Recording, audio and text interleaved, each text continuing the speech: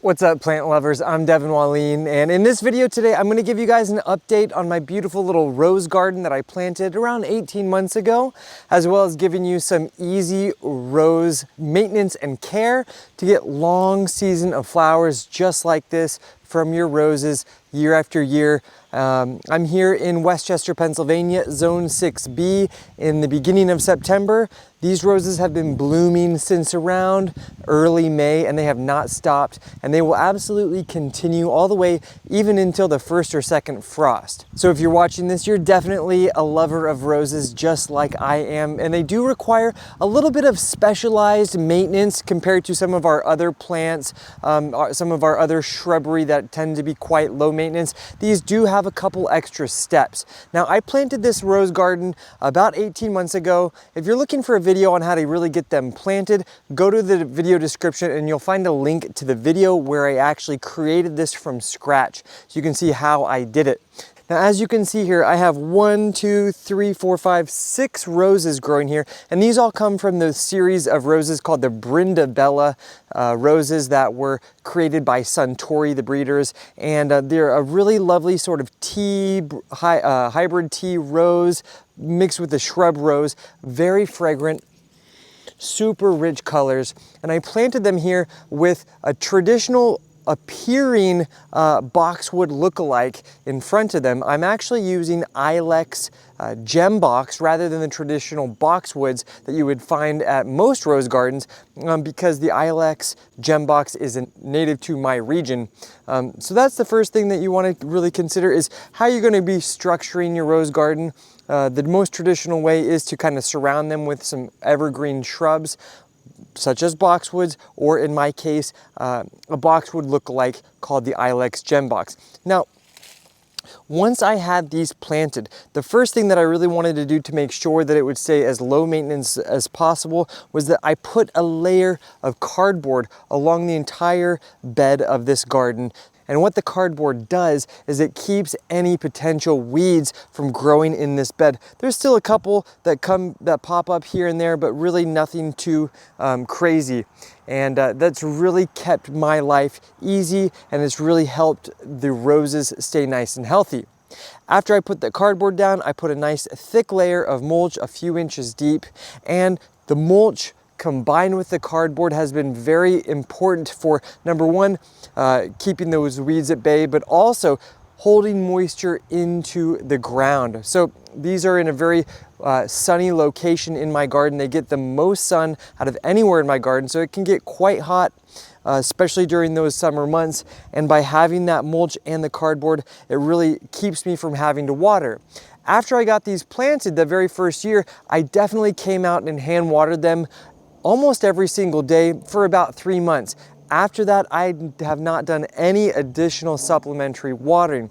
I've really just let them do their thing, and they're absolutely thriving. They don't need any additional watering once they get established. Now, if you've grown roses before and you have Japanese beetles that are prevalent in your area, they go after the roses like none other. So one thing that I do absolutely promote is using something against those Japanese beetles.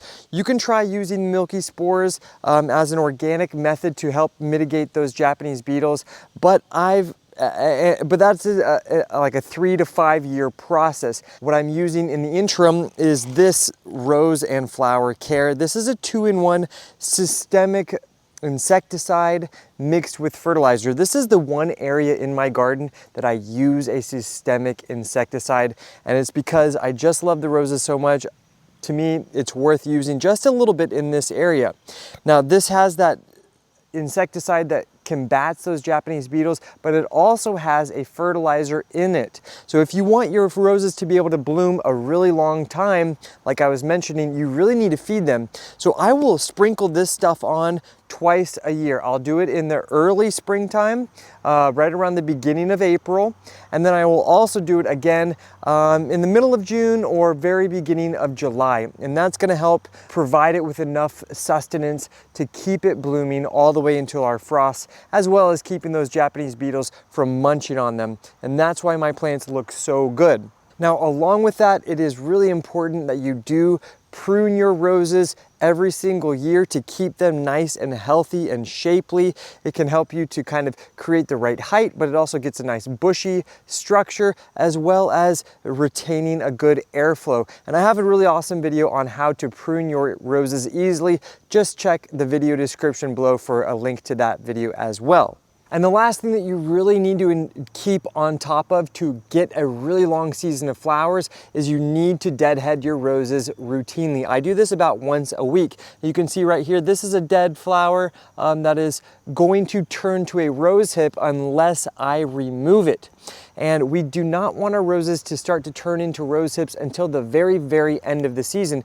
If we leave those old dead flowers on, and they start to turn to hips, that's going to send a signal to our plants to stop producing new flowers, but we don't want that to happen until like October. So super easy. You just want to go ahead and remove those stems just like that. Remove all of those dead flowers once a week and there you go. And as I mentioned, roses do need a lot of sunlight, so definitely ensure that you're giving them at least 4 to 6 hours of direct sunlight. Otherwise, they will not produce as many flowers as they possibly could.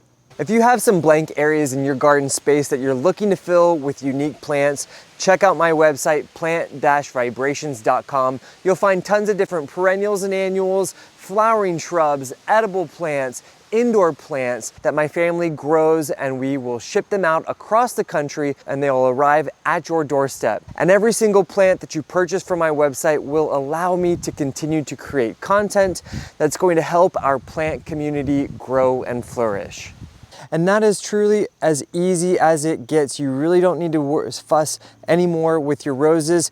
Doing those few steps throughout the year will ensure that your roses continue to look good and healthy with strong stems, producing lots of flowers over a long period of time each and every year.